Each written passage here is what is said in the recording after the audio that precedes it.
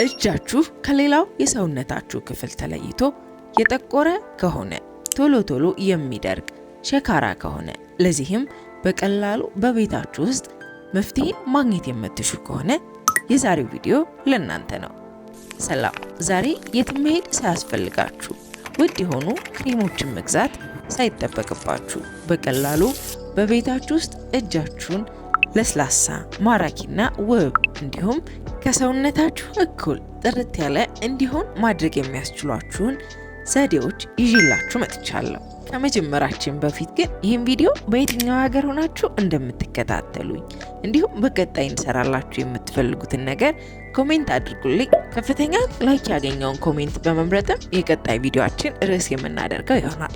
ይህንን ያዘጋጀነው የእጅ እንክብካቤ ውጤታማ ለማድረግ ሁሉንም ደረጃዎች በቅደም ተከተል መተግበርንም አትርሱ። እጃችን ለብ ባለ ወይም ቅዝቃዜውን በለቀቀ ውሃ እንዲሁም የእጅ መታጠቢያ ሳሙና በመጠቀም በመታጠብ እንጀምራለን። እጃችን ላይ ያለ ቆሻሻ ሙሉ በሙሉ እንዲለቅ ለማድረግ ለ20 ሴኮንድ እጃችንን ማሸት ይጠበቅብናል። ይህንን በማድረግም እጅ ላይ ያለ ቆሻሻ ማስወገድ እንችላለን። እጃችንን ለመታጠብ የሞቀ ወይም ለብ ያለ ውሃ የምንጠቀመው የእጅ ቆዳ ቀዳዳ እንዲከፋፈት ለማድረግ ስለሚረዳን ነው። እጃችንን ከታጠብንና ንጹህ ከሆነ በኋላም ስቲም እናደርጋለን። ስቲም ለማድረግ በቤታችሁ ስቲመር ከሌላችሁ በቀላሉ ሰፋ ያለ ድስት ውስጥ 2 ኩባያ ውሃን አድርጋችሁ በእሳት ማሞቅና እንፋሎት ወይም ስቲምን መፍጠር ሲጀምር እጃችሁን እያገላበጣችሁ በእንፋሎቱ ማራስ ነው። ይህንን የምናደርገው የቆዳ ቀዳዳችን ቀጥሎ ለምናደርገው የእጅ ቆዳ እንክብካቤ ሙሉ በሙሉ ዝግጁ መሆን እንዲችል ለማድረግ ነው። በመቀጠልም እጃችንን ወደ መንከር ወይም ሶክ ወደ ማድረግ እናልፋለን። ይህን በመታጠብ ወቅት ያለቀቀ ቆሻሻን ሙሉ በሙሉ ለማስወገድ የሚረዳ መንገድ ሲሆን በተጨማሪም እጃችንን በቀጣዩ ለምንጠቀመው ስክረብ ዝግጁ እንዲሆንልን ያደርገናል። እጃችንን ሶክ ለማድረግ የሚያመች ዕቃ ውስጥ በቂ የሚባል ውሃን ከጨመረን በኋላ 1 ማንኪያ ጨውን በማድረግ እጃችንን ለ10 ደቂቃ ነክረን እናቆየዋለን። ይህም የእጃችን ቆዳ መለስለስ እንዲጀምር የሚረዳን ሌላኛው ዘዴ ነው። በመቀጠልም የሞተ የእጅ ቆዳን ወደ ማስወገድ ወይም ኤክስፎሌት ወደ ማድረግ እናልፋለን። ይህንም ለማድረግ በቤታችን ውስጥ ስክራብን ማዘጋጀት ወይም ተዘጋጅተው በገበያ ላይ የሚገኙ ቦዲ ስክራቦችን መጠቀም እንችላለን። በቤታችሁ ውስጥ ማዘጋጀት ከምትችሏቸው ስክራቦች ውስጥ የተወሰኑትን አዘገጃጀት ልንገራችሁ። 3 ማንኪያ ስኳር፣ 1 ማንኪያ የአቮካዶ ኦይል ወይም ኦሊቭ ኦይልን በመጠቀም 1 ማንኪያ ግሊሰሪንን በአንድ ላይ በማዋሃድ የመጀመሪያውን ስክራባችን ማዘጋጀት እንችላለን።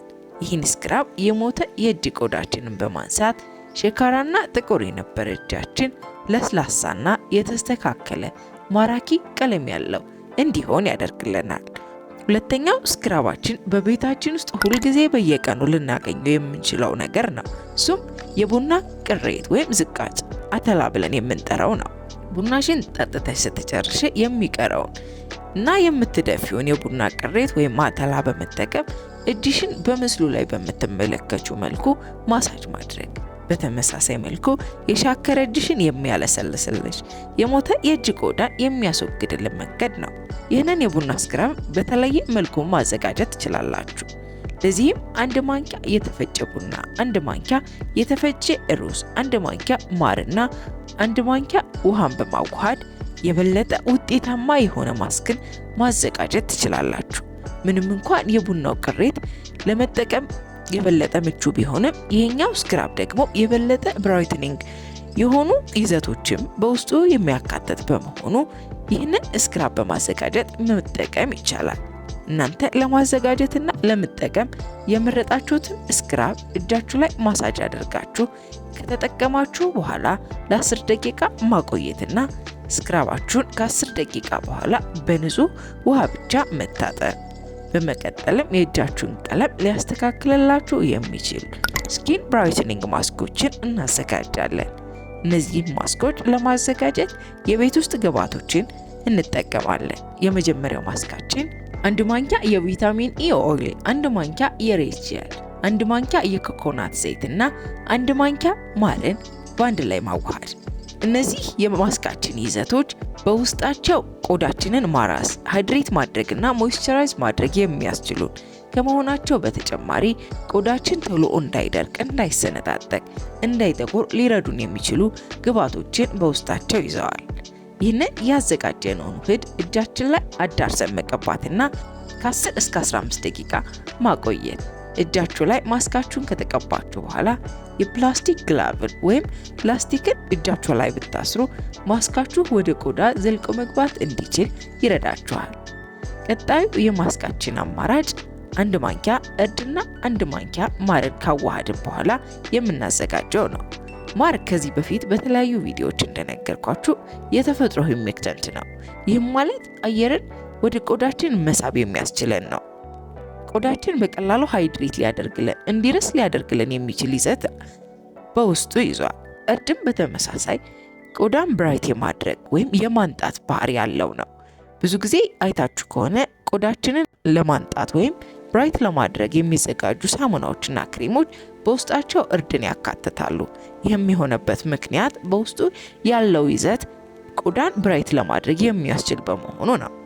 ይህንን ማስክ ከተቀባን ከ10 እስከ 15 ደቂቃ እጃችን ላይ ማሳጅ ያደረግን ብናቆየው የበለጠ ውጤታማ የሚሆንልን ሲሆን ይህንን ማስክ በተለይም ለጠቆረ እጅ የሚመከር ሲሆን ከ15 ደቂቃ በኋላ እጃችሁን ለብ ባለ ውሃ ብቻ በመጠቀም መታጠብ እንችላለን። በመቀጠል ለእጃችሁ የሚስማማ የትኛውንም አይነት ማለስለሻን መጠቀም ያስፈልጋችኋል። ይህም በማድረግም እጃችሁ ተመልሶ ወዙን እንዳያጣ፣ እንዳይደርቅ ለማድረግ እንዲሁም ሃይድሬሽንን ቆልፎ ለመያዝ የሚያስችላችሁ መንገድ ነው።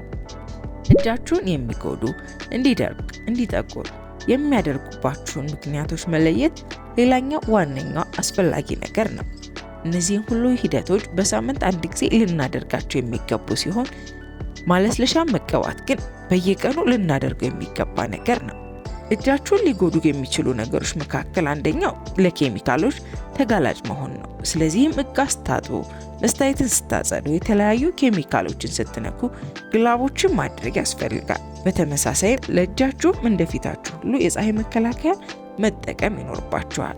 ኤስፒኤፋቸው ከ30 በላይ የሆኑ የፀሐይ መከላከያዎችን ከቤታችሁ ከመውጣታችሁ በፊት እጃችሁ ላይ መጠቀም በፀሐይ ምክንያት የሚደርስባችሁን የቆዳ መጥቆር ለመከላከል ይረዳችኋል። የእጃችሁን ቆዳ እንዲደርቅም አለመፍቀድ ሌላኛው ቆዳችሁን ልትንከባከቡበት የምትችሉት ዘዴ ነው። እንዲሁም ስክራቦችን በሳምንት 2 ጊዜ መጠቀም ያስፈልጋል። በቤታችሁ ያዘጋጃችኋቸውን ማስኮች በማቀዝቀዣ ቤት ውስጥ በማስቀመጥ እስከ 7 ቀን ድረስ ልትጠቀሟቸው ትችላላችሁ። እነዚህን ማስኮችን በሳምንት ቢያንስ 2 ጊዜ በመጠቀም የእጃችሁ ቆዳ ላይ በጊዜ ሂደት ሙሉ በሙሉ ለውጥን ለማየት ትጀምራላችሁ። አብራችሁኝ ስለቆያችሁ በእጅጉ አመሰግናለሁ። በቀጣይ እንድሰራላችሁ የምትፈልጉት ማንኛውም ነገር ካለ ኮሜንት አድርጉልኝ። እንዲሁም በዚህ ቻናል ላይ ማስታወቂያ ማሰራት የምትፈልጉ ግለሰቦች ወይም ድርጅቶች ካላችሁ ምስሉ ላይ በምትመለከቱት የኢሜል አድሬስ ወይም ደግሞ ስልክ ቁጥሬ ልታናግሩኝ ትችላላችሁ። ድጋሚ እስከምንገናኝ ሁላችሁም በያላችሁበት ሰላም ቆዩ።